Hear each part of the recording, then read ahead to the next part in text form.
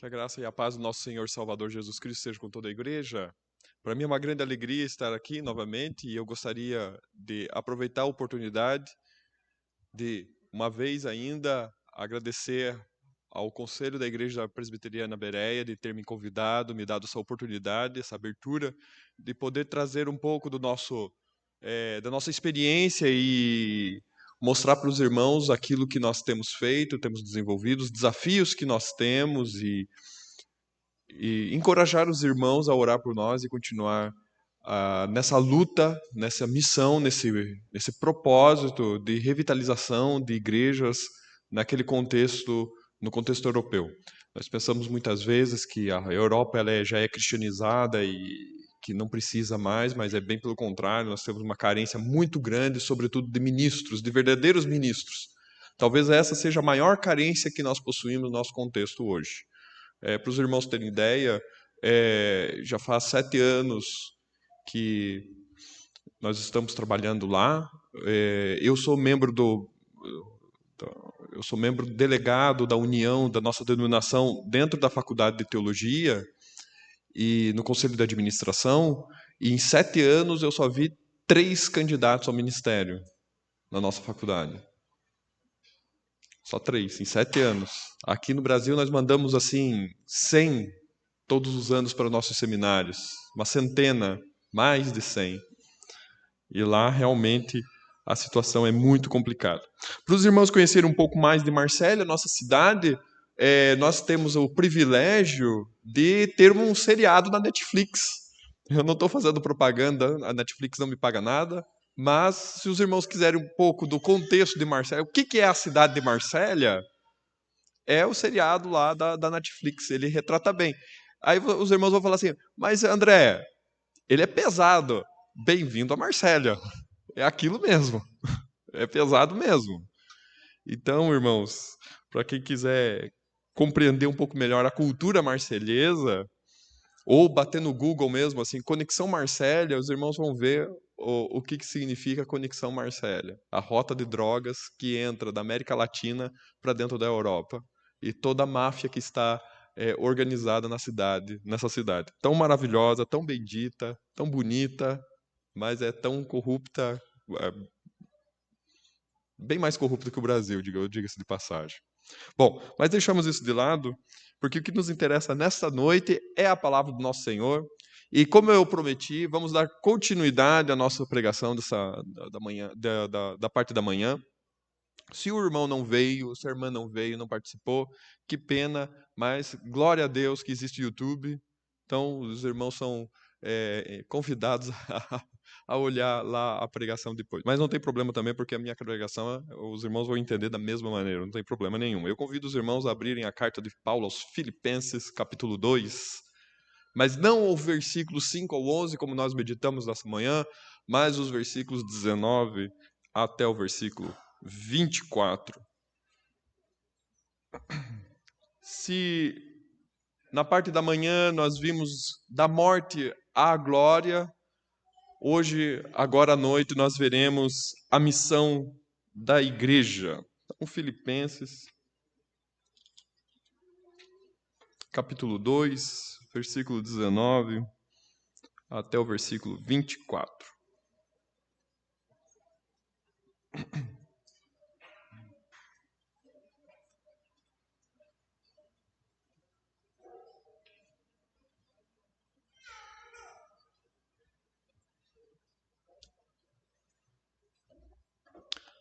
A palavra do nosso Senhor Salvador Jesus Cristo diz assim, Filipenses capítulo 2, versículo 19.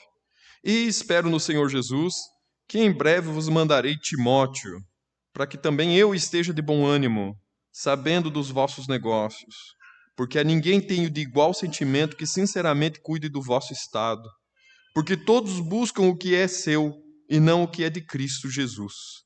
Mas bem sabeis qual a sua experiência e que serviu comigo no Evangelho como filho ao Pai, de sorte que espero enviá-lo a vós logo, que tenha provido a meus negócios, mas confio no Senhor, que também eu mesmo, em breve, irei ter convosco. Amém. Oremos, meus irmãos. Nosso Deus e Pai, nesse momento que nós estamos reunidos como tua igreja para prestar culto ao Senhor, nós te humildemente imploramos que o teu Espírito Santo venha ao nosso auxílio. Que o Senhor tenha misericórdia da nossa fraqueza, da nossa fragilidade, de como nós somos dúbios, como nossa mente ela é tão fechada para compreender a glória do teu Evangelho. Por isso nós te imploramos o teu Espírito Santo. Que ele nos esclareça e nos mostre o caminho, Senhor Deus, para entendermos esse texto e para que esse texto se encarne em nossa vida cotidiana e dessa maneira nós vivamos para a tua glória. Porque sem o Senhor, sem a tua graça, sem o teu amor, é impossível te glorificar. É impossível te servir. É impossível viver senão para o nosso próprio interesse pessoal. Por isso, nos dê mais do teu Espírito Santo, para que essa descentralização do nosso eu ocorra. Nos liberte, Senhor, dessa escravidão de servirmos a nós mesmos. Em nome do Senhor Jesus Cristo, nosso Senhor e Salvador, que nós oramos. Amém. Meus irmãos, a luz da encarnação, como nós trabalhamos nessa manhã, a luz da encarnação, a ressurreição de Cristo, que liberou essa força poderosa e que é capaz de transformar hoje o ser humano, a igreja forma essa nova sociedade, como nós dissemos hoje de manhã. A sociedade, uma sociedade que permanecerá por toda a eternidade. Jesus Cristo agora reina efetivamente sobre o trono divino, assunto ao céu, sentado à destra de Deus o Pai, governa o universo para o bem da igreja. Tudo o que acontece neste mundo, neste universo, acontece para o bem da igreja. Mesmo aquelas coisas que não são boas, que nós podemos pensar, puxa vida, a igreja vai ser destruída agora, acontece para o bem da igreja. Para que nós entendamos, para que nós aprendamos que a obra não é nossa, mas é o Espírito de Deus que trabalha em nós. É o Espírito de Deus que edifica a igreja. É o Espírito de Deus que nos une e nos forma. Meus irmãos, seria muito fácil se uma vez que nós estamos em Cristo, uma vez que Cristo tivesse nos dado esse poder libertador por meio da sua morte e ressurreição, todos nós fôssemos transformados à sua imagem imediatamente. Os irmãos já pararam para pensar dessa maneira? Que seria muito mais fácil. Puxa vida, Deus. O Senhor criou o universo no estalar de dedos. Por que não faz isso com a minha vida? Por que eu preciso passar por todas essas provas? Por todos esses sofrimentos? Por que eu tenho que esperar tanto?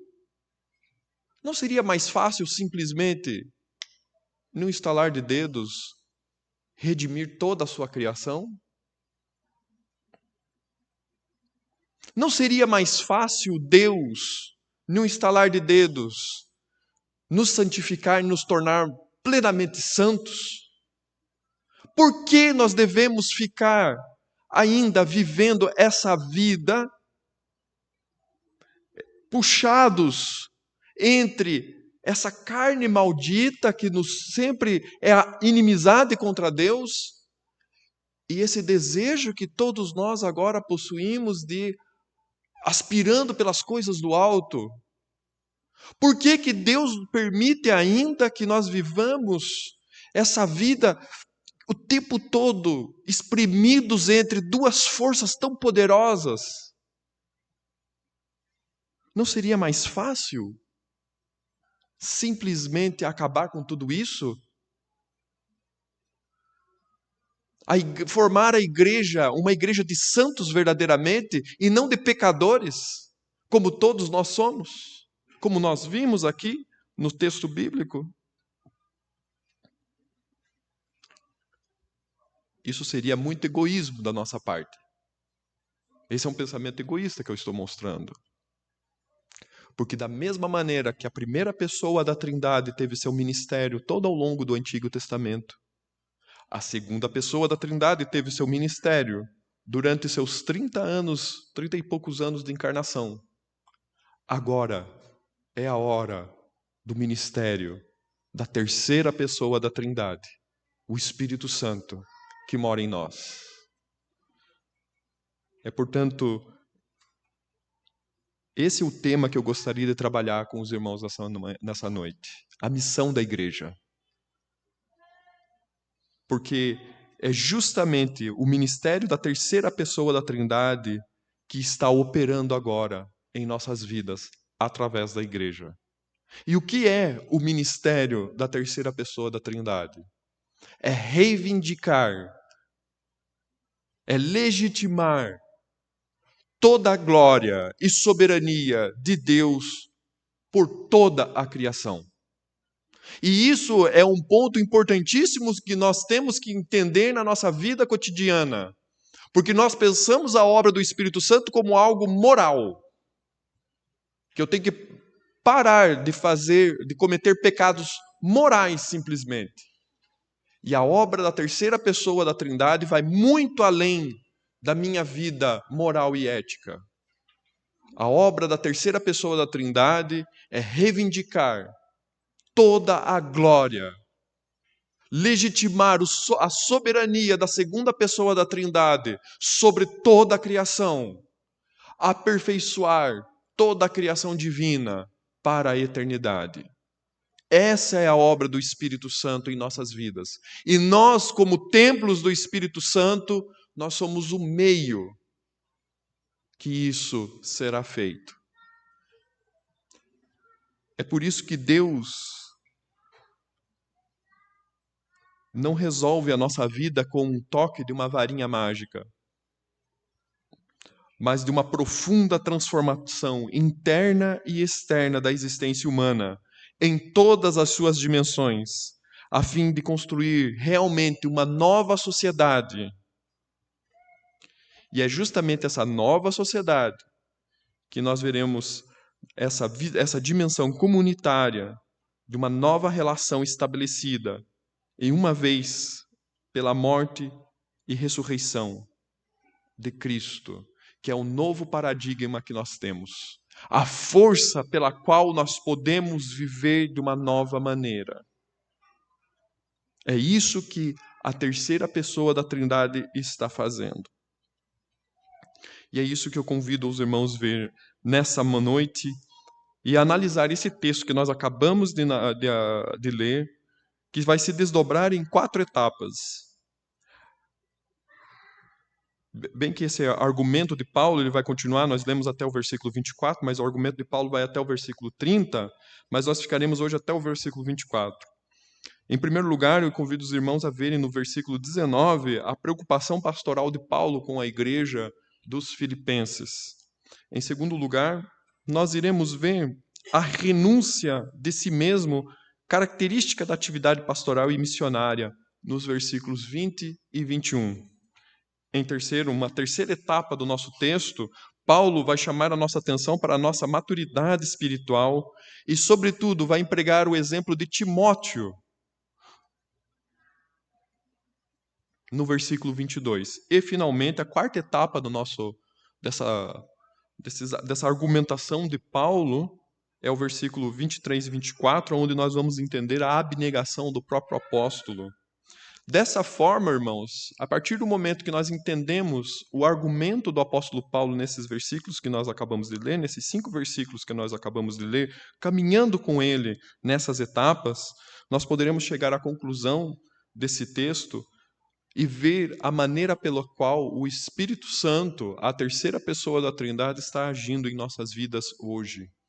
E assim nós poderemos entender melhor e sermos mais sensíveis ao Espírito Divino que trabalha em nosso coração. Por isso, meus irmãos, eu convido os irmãos a verem, primeiramente, a preocupação pastoral de Paulo no versículo 19.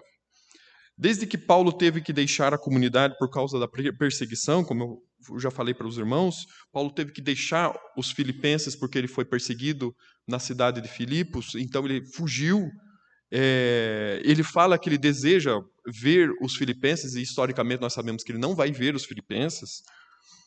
Justamente essa jovem igreja, ela ficou exposta às várias ameaças, tanto externas, como eu mencionei já, perseguição, quanto internas, como a falta de unidade e a fragmentação provocadas pelo egoísmo e pela vaidade de seus membros, que são os dois grandes pecados internos que ameaçam a unidade da igreja. E Paulo está mostrando que a igreja deve permanecer fiel e unida, porque sem a unidade a igreja vai desmoronar.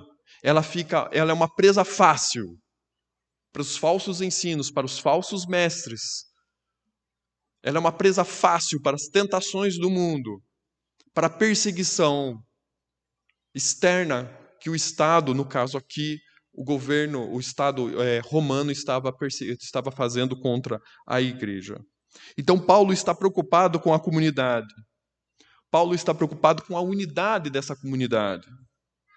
E apesar das diretrizes que ele dá nessa carta, que essa carta será enviada por Epafrodito, ele diz justamente que também, não só Epafrodito vai levar a carta para ajudar os filipenses, mas também Timóteo, que vai também, mais tarde, se juntar à comunidade filipense, de modo que assim eles poderão crescer e se desenvolver. Timóteo vai fazer esse trabalho no meio dos filipenses, para ensiná-los, para ajudá-los a se manterem fiéis, unidos e não se deixarem levar pelas tendências internas da vaidade e do egoísmo de alguns membros e nem pela pressão da perseguição que essa igreja já sofria, mesmo sendo tão jovem. Paulo gostaria de ser esse mestre, esse modelo para os filipenses, mas ele foi impedido. Por isso ele envia Timóteo para ajudar e também confortar Paulo quando ele voltar para vê-los. Esse encorajamento será seguido pelo fato que os filipenses compreenderam a profundidade do evangelho e agora estão mais comprometidos com um novo estilo de vida, sem medo de sofrer as injustiças que isso acarreta. Paulo seria confortado justamente em saber que a igreja vai bem. Vai bem não no sentido que existe paz, que está tudo bem, que não tem nada, mas bem porque eles entenderam a profundidade do evangelho. Entenderam que não se trata de algo de não ter provações, de não sofrer, mas estar unidos com Cristo e unidos uns com os outros, para a glória de Deus. Essa maneira de compreender o funcionamento do evangelho pode ser vista justamente na vida de Timóteo. E é por isso que Timóteo é mencionado nesse texto. Alguém que encarna em si aquilo que é o mais importante, segundo Paulo, a renúncia de si mesmo. E é isso que eu convido os irmãos a verem agora, nessa segunda etapa, no versículo 20 e no versículo 21. A renúncia de si encontrada no espírito de Timóteo.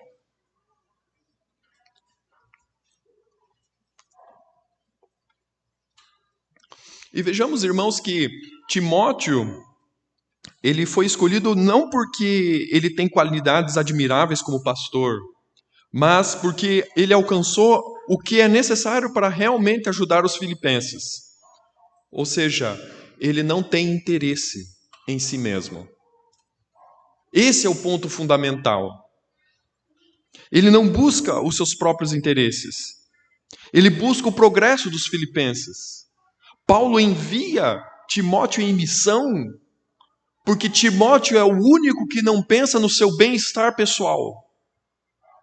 Ele pensa, primeiramente, como é que essa nova igreja vai prevalecer com tantas pressões externas e internas. Essa é uma marca de um bom pastor, que busca, sobretudo, o avanço do reino de Deus, ao invés da sua glória pessoal, os seus interesses pessoais. Não é alguém que nutre um ego inflado, mas com uma aparência de piedade, como nós encontramos hoje em dia em muitos aí que aparecem no YouTube. Um ego inflado, mas com uma capa de piedade imensa. E que arrebanha muitas pessoas. Não, Timóteo não pensa nos likes. Timóteo não pensa nas visualizações. Timóteo pensa que a comunidade dos filipenses precisa crescer. É por isso que Paulo envia Timóteo. Não envia outro, envia Timóteo e Epafrodito, os dois que não pensam em si mesmos. Mesmo entre os outros companheiros, e vejam como essa característica da renúncia de si, ela é tão importante e ela é tão rara, é uma pérola. Porque mesmo entre os outros companheiros de Paulo, havia alguns, ou mesmo a maioria, que já haviam progredido na fé o suficiente, mas que ainda cuidavam dos seus próprios interesses. Havia ainda alguns que pensavam em si mesmos. E não pensavam justamente nessa obra da terceira pessoa da Trindade. Timóteo renuncia não porque ele é uma boa pessoa. Timóteo renuncia a si mesmo não porque ele é uma pessoa de virtude. Ele renuncia porque ele entende que ele é um instrumento da terceira pessoa da Trindade. Ele entende que existe algo muito maior e que vale a pena.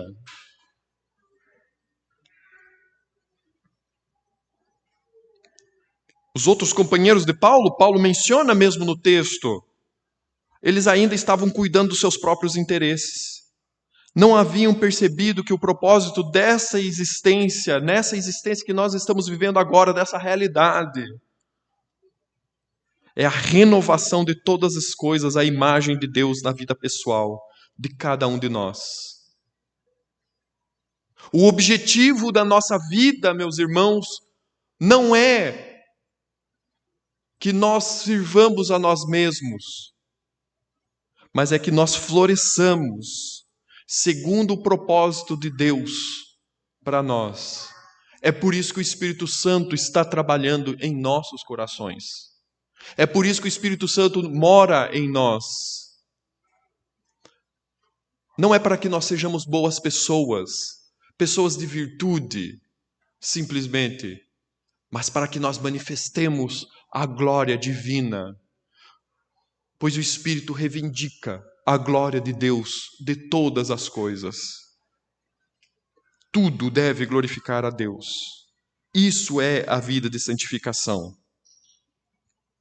Cada um segundo o seu propósito, todos juntos até a eternidade. A vida no aqui e agora é para a santificação, e isso que Timóteo entendeu. Para que possamos ser aperfeiçoados pelo poder do Espírito Santo em nós. Timóteo havia percebido essa meta, e também que seu desenvolvimento pessoal como ministro da palavra envolveria ser um instrumento nas mãos de Deus, para o bem do outro e não de si.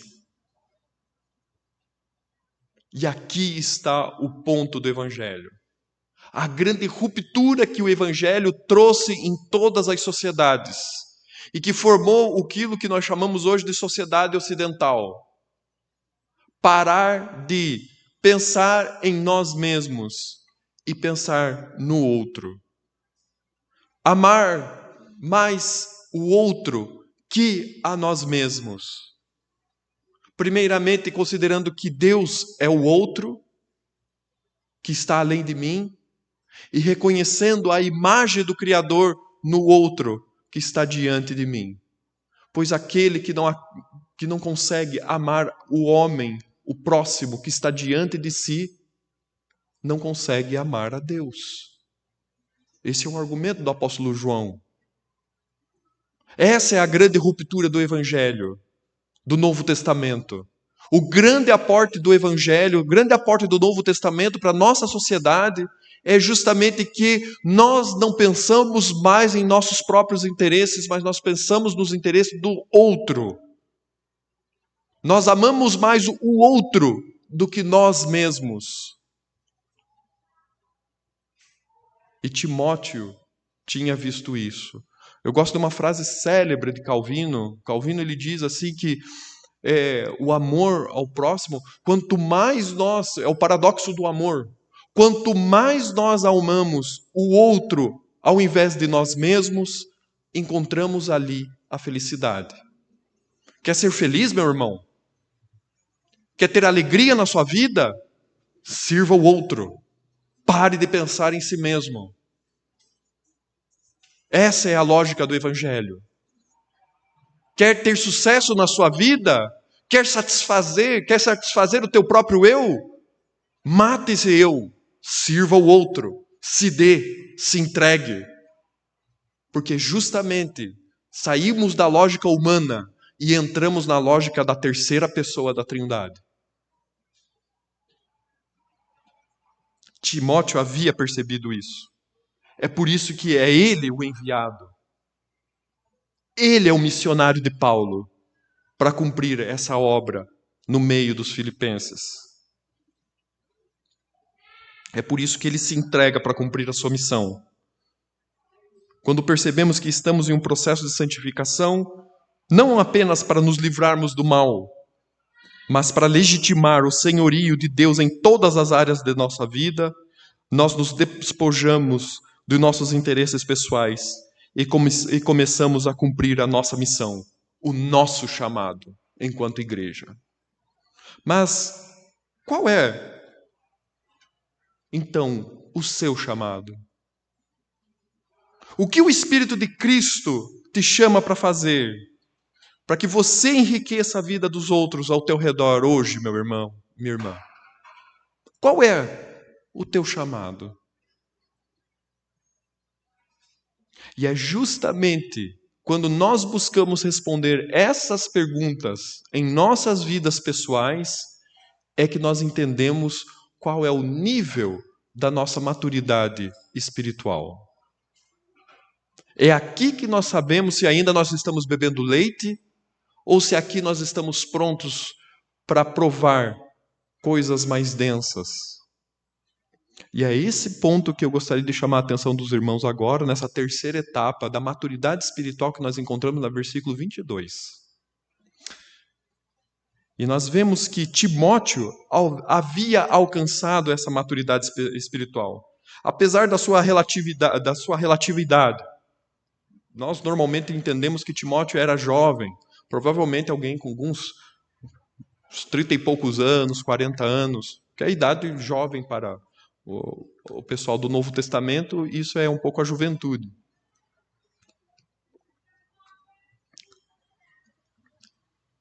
E Timóteo já havia alcançado essa maturidade espiritual, enquanto os membros mais velhos do círculo do apóstolo Paulo não haviam alcançado. Eles pensavam ainda nos seus próprios interesses.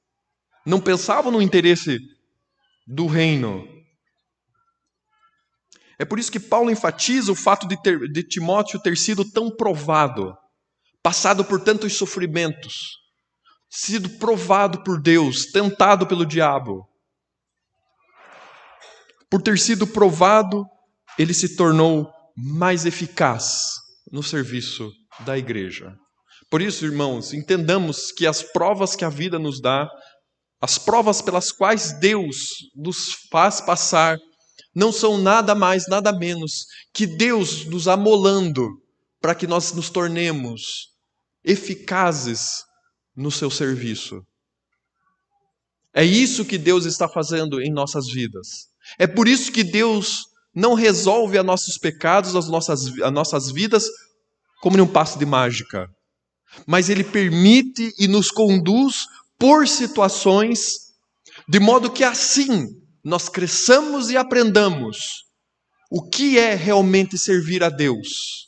E nós sejamos assim, eficazes, prontos para o serviço ao qual Ele nos chama. Timóteo entendeu, passou por isso. Ele se tornou bom naquilo que ele deve fazer. As provações que Deus lhe concedeu forjaram o seu caráter, de tal forma que ele entendeu o que era importante para cumprir a sua missão de maneira efetiva. É isso, meus irmãos, que nós devemos fazer. Porque nossa tendência, quando nós somos provados, ou é culpabilizar Deus, ou é remoer o mal, a angústia, ou é largar mão e dizer, isso não serve para mim, ou ficar depressivo, angustiado, ao invés de pegar o mal, a situação difícil pela qual nós passamos, e pensar, como é que eu posso fazer isso se tornar em bem? Porque o Espírito Santo mora em nós. Como eu disse hoje de manhã, na morte, Jesus Cristo produziu vida. E da mesma maneira, nós também devemos produzir vida, porque nós somos habitados pelo Espírito de Deus hoje.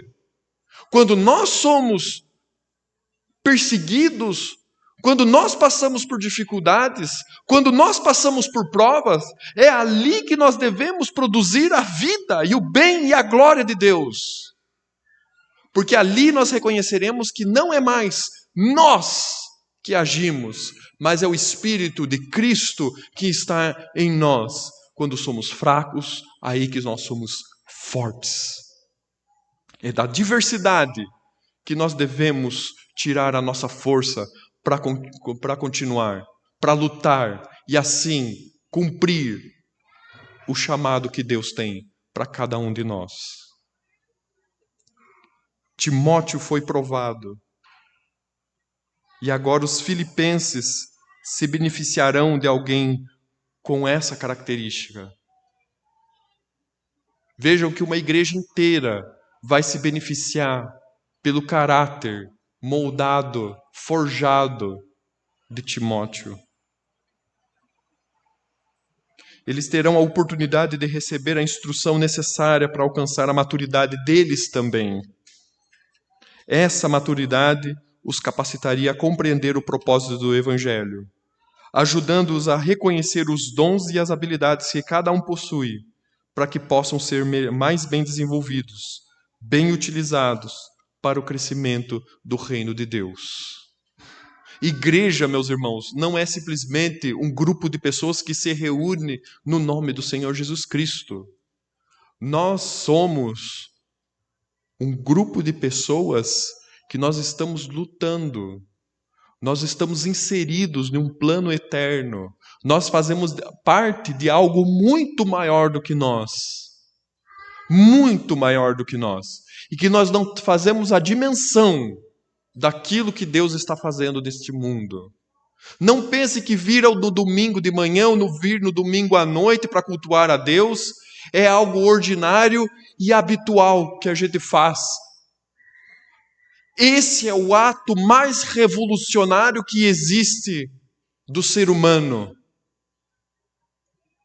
Nós vemos hoje tanta militância política, manifestações que lotam a Avenida Paulista, mudança de presidente, mas o maior ato de mudança da sociedade se chama prestar culto a Deus. Porque é aqui que nós reconhecemos, não a nós, mas a Ti a glória, Senhor.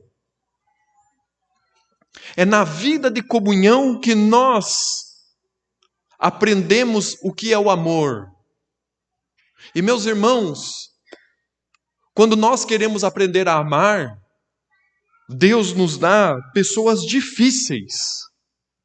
Quando nós queremos ser fortes da fé, Deus nos faz passar por provações. Essa é a maneira de Deus nos instruir. E nós devemos entender que é assim que funciona e aceitar e viver junto com a terceira pessoa da Trindade. Porque a vontade de Deus, ela é sempre boa, perfeita e agradável para nós. O Espírito Santo que nos habita, ele quer que nós cresçamos na nossa vida de fé, para que aquilo que ele está produzindo em nós não fique recluso em nós, mas seja dividido, compartilhado com o outro, porque é o outro que interessa. Isso Timóteo entendeu, menos centrado em si, mais centrado em Deus, amando o próximo. Esse é o grande mandamento de Jesus, meus irmãos. Essa é a marca da igreja. Amor. Não de mim mesmo, mas do próximo. Daquele que me faz mal. Não somente daquele que me faz bem. Tudo isso de acordo com o poder do Espírito Santo, que agora habita os filipenses, que agora habita nós. Como eu disse de manhã, todas as coisas agora estão confluindo segundo a vontade do Rei Jesus Cristo. Tudo que nós temos é para confluir para a glória de Jesus Cristo, que reina soberanamente. Ele é o nosso Senhor. Ele é o Messias. Ele é o Salvador. Não existe outro. Não existe nada comparado. Nenhuma ideologia, nenhum presidente, nada na nossa sociedade pode substituir o lugar de Jesus Cristo que reina. E nós estamos aqui para servi-lo e não servir a nós mesmos.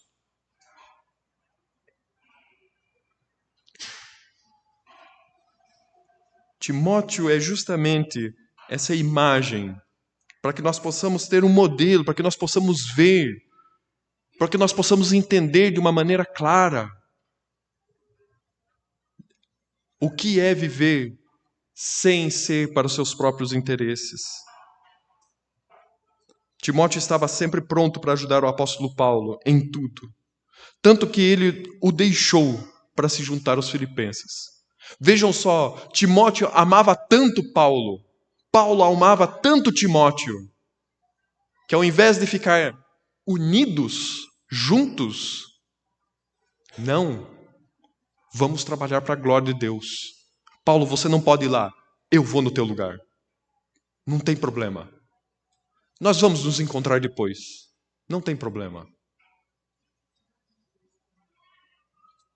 Não é por acaso que Timóteo desfruta desse relacionamento filial com Paulo, pois os dois estão bem alinhados no mesmo propósito de vida. E é isso, meus irmãos, que nós devemos pensar. Estamos todos no mesmo propósito de vida? Servir a Cristo? Sermos um instrumento nas mãos da terceira pessoa da Trindade que está operando agora, nesse exato momento em nossos corações? Estamos prontos a nos doar, a dar de nós para o bem da igreja? Porque a partir do momento que nós entendemos que a vida não é mais centrada em nós, vejam só, os dois grandes pecados que Paulo nomeia na carta aos Filipenses, que estão causando a fragmentação da igreja de Filipos, em Filipos, a vaidade e o orgulho cessam de existir. Não existe vanglória, não existe vaidade, não existe egoísmo, quando nós não pensamos em nós mesmos somente. Gostaria de concluir com a abnegação de Paulo agora, essa quarta etapa da nossa pregação, nos versículos 23 e 24. E Paulo termina essa sessão com um voto de ir ao encontro dos filipenses. A maneira como ele deseja visitá-los mostra que ele não sabe se será capaz de fazê-lo. Ele deposita completamente sua esperança em Deus, o único capaz de lhe dar essa oportunidade. Essa confiança em Deus mostra que qualquer decisão que ele tome será a melhor, porque será tomada em Deus. Ele espera poder ir e ver os filipenses, mas seu futuro está nas mãos do Senhor. Dessa forma, meus irmãos, nós podemos ver que Paulo mostra a sua maturidade espiritual agora, por meio da abnegação total em seu ministério. Se eu não puder vê-los, glória a Deus, que eu possa servir em outro lugar, Porque o que importa não é o meu bem-estar, não é a minha alegria. O que importa é servir Cristo. Porque é no serviço de Cristo que eu encontro alegria. É no dando de mim mesmo é que eu encontro verdadeiramente o sentido para a minha existência. Não importa onde ele esteja, onde ele seja colocado, em que situação ele tenha que viver, que dificuldades ele tenha que suportar. A única coisa importante para Paulo é que Deus seja glorificado por o seu trabalho. Não sei se eu estarei com vocês, mas uma coisa é certa: aonde eu estiver, a glória de Deus vai ter que se manifestar. Porque esse é o único objetivo dessa vida. Essa vida em si mesma não vale a pena.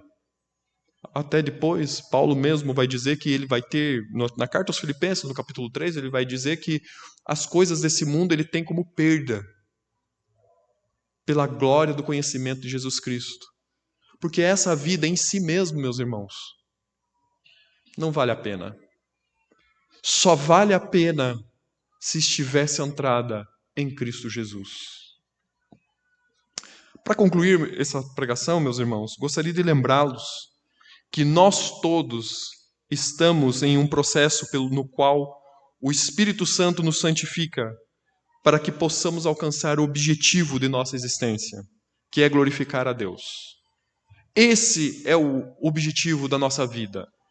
E o Espírito Santo está trabalhando no coração de cada um de nós, nos conduzindo por caminhos muitas vezes tortuosos, para que nós possamos, de uma maneira ou de outra, cumprir esse propósito, que é muito maior do que nossas próprias vidas, muito maior do que a nossa sociedade, muito maior do que o nosso país, muito maior do que esse mundo.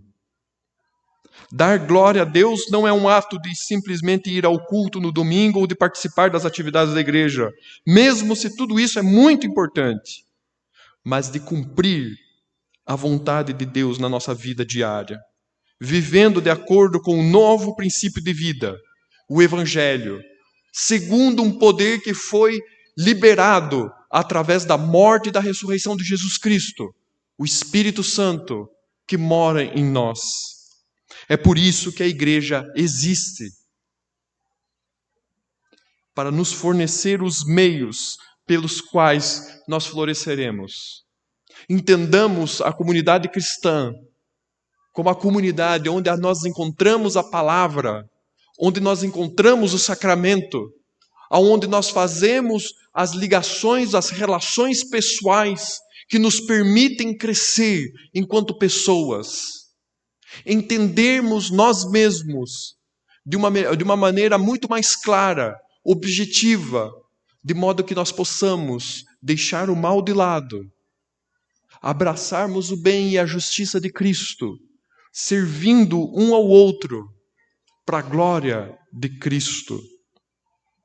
A igreja é a instituição celestial na terra, pela qual implementamos os nossos dons e nossos talentos, que o Espírito Santo nos concede, para que o reino de Deus seja legitimado nesse mundo. É isso que nós estamos fazendo. Nós estamos dizendo que nossas vidas não pertencem à ordem deste mundo. Nossas vidas pertencem a Cristo. E Cristo reina. E cada um de nós somos testemunhas do poder do reino de Jesus Cristo, quando nós agimos segundo o Evangelho e não segundo a nós mesmos.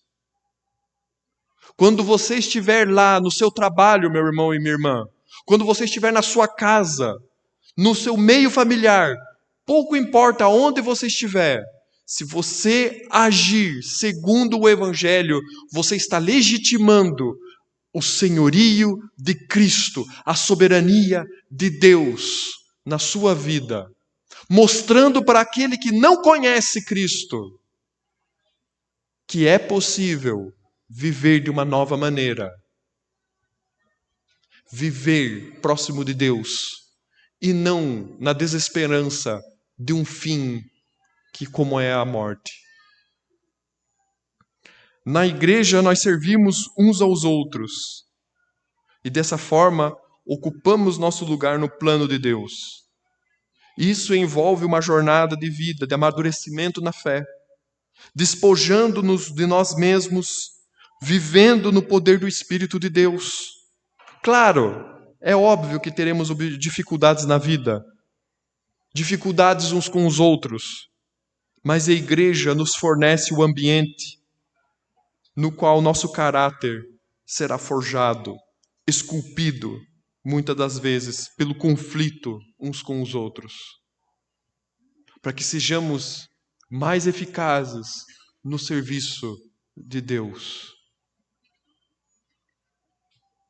Ninguém nasce sabendo amar, meus irmãos.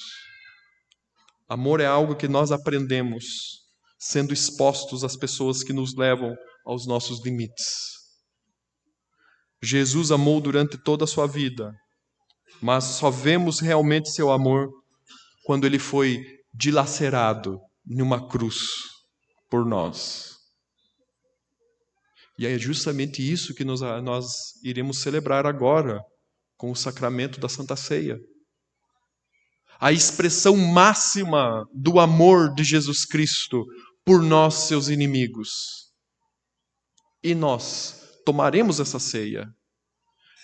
E a pergunta que nós devemos nos fazer é: será que nós revelamos o amor dessa mesma maneira? Na nossa vida cotidiana?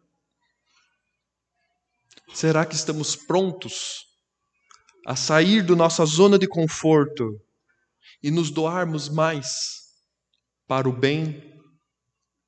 Calvino dizia: não existe membro tão pobre na igreja que não tenha um dom, um talento para compartilhar com a comunidade. Irmãos, estejamos prontos a compartilhar, a pensar menos em nós mesmos e a centralizar a nossa vida em Cristo, nosso Senhor e Salvador. Eu convido os irmãos a orar agora. Senhor, nosso Deus e Pai, que glória que o Senhor nos concede. Poder viver, ter a oportunidade de viver menos centrado em nós mesmos e centrados em Ti. Como é difícil para nós, Senhor, como é duro para nós renunciarmos nós mesmos, renunciar à vida desse mundo, os confortos, as alegrias, os prazeres. Como é difícil para nós entendermos, Senhor Deus, que viver contigo é muito mais prazeroso, traz muito mais satisfação. Por isso, querido Deus, nos dê mais do Teu Espírito Santo. Encha-nos, Senhor, do Teu Espírito, para que assim aprendamos, Senhor Deus, a ter prazer em Ti e somente em Ti. Assim, Senhor Deus, nós aprenderemos a olhar o outro com misericórdia, a amar mesmo aquele que é contrário a nós. Querido Deus, ajude-nos a viver para a Tua glória, porque nossa fé é fraca e nós precisamos do Senhor desesperadamente. Em nome do Senhor Jesus Cristo é que nós oramos. Amém.